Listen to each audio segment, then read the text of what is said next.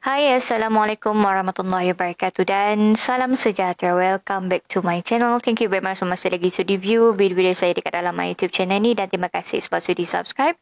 Yang belum subscribe tekan butang merah dekat bawah tu dan jangan lupa tekan juga butang notification supaya anda tidak ketinggalan saya punya video dekat dalam my YouTube channel ni. Bagi yang baru dekat channel ni, hai, salam perkenalan, saya Hamidah Rafai. So hari ni kita nak buat reaction sedikit berkenaan dengan satu isu ini. Iaitu peguam Siti Bainun seramai 10 orang dikecam teruk oleh netizen. Akibat daripada posting inilah. Saya kongsikan dekat sini. Tapi posting ini tidak ada dekat dalam dia punya page. Tak pasti kenapa. Mungkin dia delete ataupun dia ubah caption lah. Cuma apa yang saya terpanggil untuk ulas berkenaan dengan isu ini sebab saya sebenarnya terkejut. Saya sebenarnya masih dalam keadaan terkejut. Kemarin, bila saya tengok ada perkongsian daripada seorang sahabat saya berkenaan dengan isu ini dan berkenaan dengan gambar ini, posting ini dan gambar ini, saya terkejut bukan sebab apa. Sebab ini adalah individu ataupun peguam yang mewakili pihak lawan saya sebelum ini. Walaupun saya follow this case daripada 2021, yang saya tahu peguam OKT ada seorang. Dan ada beberapa orang lah. Yang beberapa orang tu saya tak berkenal. Yang seorang ni adalah, siapa nama dia? Yang anti vaksin before this. Yang dia cakap dia nak saman suami dia sendiri sebab vaksin anak tu. Asia Abdul Jalil kan nama dia. Puan Asia Abdul Jalil. Lawyer ni lah yang saya tahu program OKT yang itu. Tapi bila tengok posting daripada sahabat saya semalam dekat social media, saya terkejut tengok individu ini. Tak apalah, saya cakap kita baca dulu apa yang dikatakan oleh individu ini tadilah. Which is apa yang dibuat oleh dia sama ada dibenarkan ataupun tidak oleh mahkamah, itu bukan urusan kita lah. Bukan urusan kita yang tidak ada berkaitan dengan institusi mahkamah itu sendiri, peguam dan juga hakim. Mereka yang berhak memutuskan sama ada benda ini boleh dibawa keluar ataupun tidak. Ataupun memang dibolehkan ataupun memang tak boleh dibawa keluar. Kalau tak boleh dibawa keluar, which mean benda ini adalah melanggar tata tertib mereka sebagai seorang lawyer lah. Kalau boleh dibawa keluar, apa sebab kenapa dia dibawa keluar. Kita kena terfaham jugalah daripada statement yang dibuat kat sini. Tapi saya tak nak baca apa dia punya statement. Cuma saya nak baca sedikit reaction seorang individu ini berkenaan dengan posting Puan Hafizah kita ni lah. Puan Hafizah Hassan ni. Posting daripada Mahmud Jumaat. Saya bacakan motif tanda soal.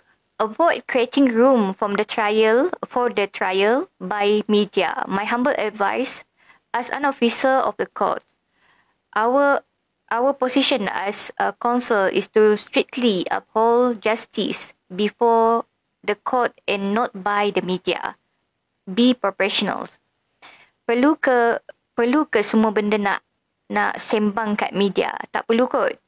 Sejak kes bela dibicarakan di mahkamah, tiada satu pun posting saya tentang butir perbicaraan kes bela diwawarkan. Bukan sebab saya tiada pengetahuan tentang kes ini, tapi sebab mahu keadilan dapat dijamin dan tercapai dalam mahkamah dan bukan di social media. Yang saya tak faham, peguam bela OKT sendiri yang expose detail cross examinations. Perlu ke? Bagi yang tak faham apa itu cross examinations, bila peguam sama ada peguam plaintiff, dia bertanya kepada saksi bagi plaintiff.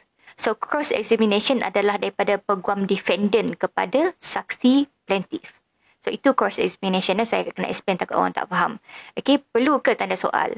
Not fair to the witness. Because this will create negative remark pada saksi, sedangkan saksi tak boleh nak jawab sebab kes sedang dibicarakan. Kak Monadin, saya tak tahu Kak Monadin siapalah, tanya kenapa perlu sampai peguam bela OKT sendiri bawa kes dalam mahkamah sampai keluar. Macam saya cakap tadi, ia taklah hak kita untuk menentukan sama ada benda ini boleh diekspos keluar ataupun tidak. Itu hak mahkamah lah. Kalau mahkamah membenarkan, memang mahkamah membenarkan lah untuk dikeluarkan statement tersebut. okey, atau soal tersebut. Lagipun perbincangan ni adalah perbincangan terbuka, bukan perbincangan tertutup. Butir-butir apa yang diucapkan dalam mahkamah, orang boleh rekod menggunakan orang awam boleh datang untuk tengok kes tersebut, untuk mendengar berkenaan dengan kes tersebut.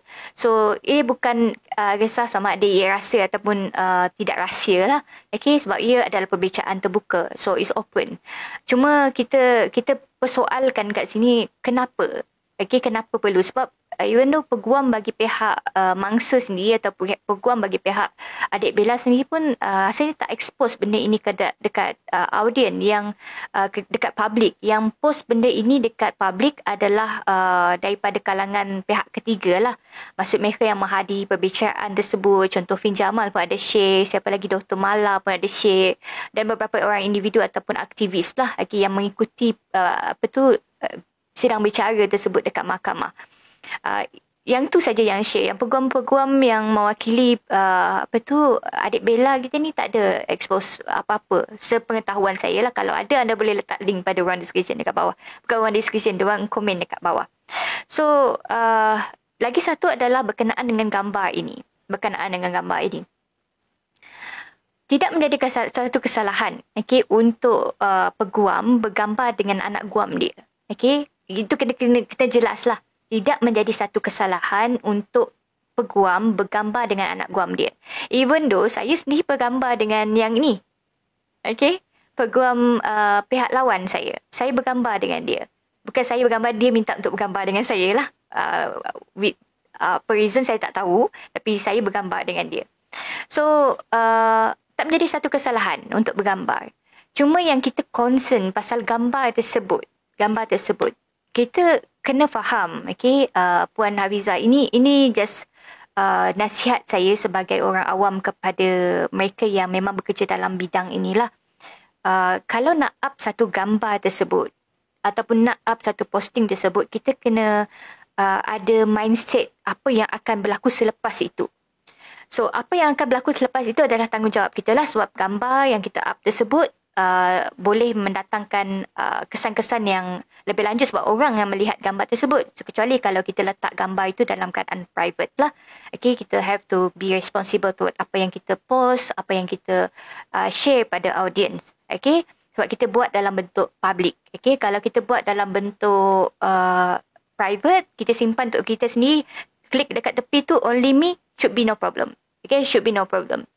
Tapi kalau kita expose dekat luar, kita kena bear dia punya kesan daripada perbuatan tersebut lah. Apabila kita buat satu perkara tersebut, kita tahu dia punya kesan daripada apa yang kita buat. So, bila kita post sesuatu, kita kena jangka dulu. Kena ada hipotesis dulu. Kalau saya buat ni, ini result dia. Kalau saya buat itu, ini result dia. So, kalau kita dah ada gambaran itu dalam pemikiran kita, di mana kita sendiri tahu netizen dalam keadaan masih marah kepada Siti Bainon. Saya faham situasi apa yang dihadapi oleh Puan Hafizah ini tadilah, ataupun lawyer yang ni tadi. Di mana anak guam dia dikritik hebat oleh netizen disebabkan oleh penyataan-penyataan saksi yang tersebar luas.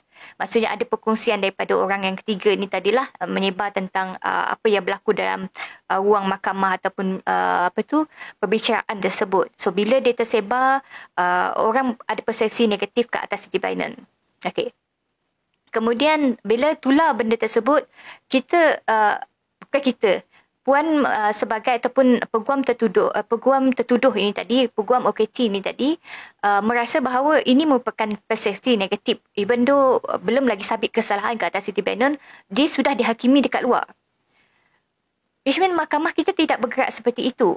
Puan sendiri faham benda itu. Puan sendiri faham bahawa mahkamah dekat luar lah, orang cakap, mahkamah media sosial tidak memberi pengaruh kepada mahkamah dalam. Mahkamah yang benar-benar mahkamah.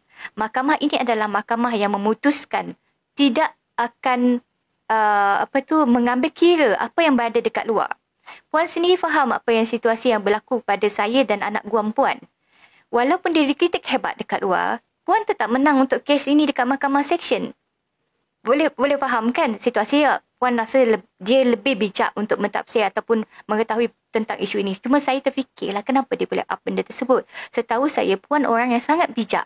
dalam menggunakan media sosial ini sebagai salah satu medium untuk menyampaikan awareness atau kesedaran kepada orang awam. Tapi kenapa up gambar ini? Cuma gambar ini masih ada dekat dalam dia punya social media dan dia dikritik hebat oleh netizen. I feel sorry for you actually, but benda tu dah jadi, anda dah post dan orang nak kritik, even though you turunkan sekalipun memang dah ada dekat dalam portal-portal berita semua. So kritikan-kritikan netizen ni kadang agak berlebihan juga sebenarnya. Okay, saya faham jugalah situasi dia. Okay, kadang-kadang bila netizen ni, saya nasihatkan puan lah supaya tak baca kritikan netizen, sebab saya pun ada baca juga apa yang mereka komen dalam posting yang puan bagi tu.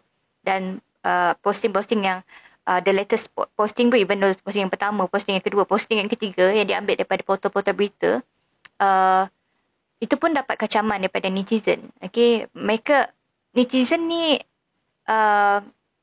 mereka tak secakna puan dalam kes undang-undang. So please beware lah, jangan baca lah, nasihat saya. Okay, jangan baca mereka punya komen dekat bawah, sebab bila you baca pasti akan kemungkungan. Okay, sebab apa? Komen-komen netizen ni kadang terlalu harsh.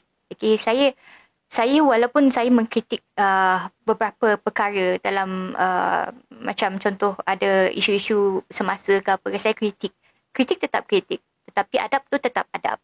Jadi saya nasihatkan netizen, jangan keterlaluan dalam mengkritik seseorang.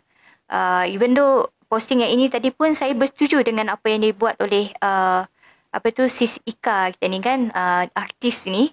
Okay, dia komen, kalau you nak kritik, you kritik dia punya kesalahan, apa yang dia buat. Lagipun benda ini masih dalam proses prosedur mahkamah, tapi jangan kritik dia punya fizikal. Badan Siti Bainun tidak ada menjadi kesalahan dalam isu ini, bukan the main focus in this issue. Kita kritik sikap dia lah. Okay, kalau apa yang kalau dah terbukti dekat mahkamah yang memang dia salah, dia tetap salah lah. So kritik tinggal laku dia, bukan kritik dia punya tubuh badan. So it's not good to do. So itu antara nasihat saya lah kepada pihak peguam ini tadi, supaya jangan create undang-undang atau kod lain dekat luar. Okay, sebab ia tak akan memberi pengaruh kepada apa yang berlaku dekat dalam. Puan sendiri faham benda tersebut. Okay, so I think that's all for me. Thank you very much for watching and then have a good day guys. Assalamualaikum warahmatullahi wabarakatuh dan salam sejahtera. Bye-bye. Justice for Bella.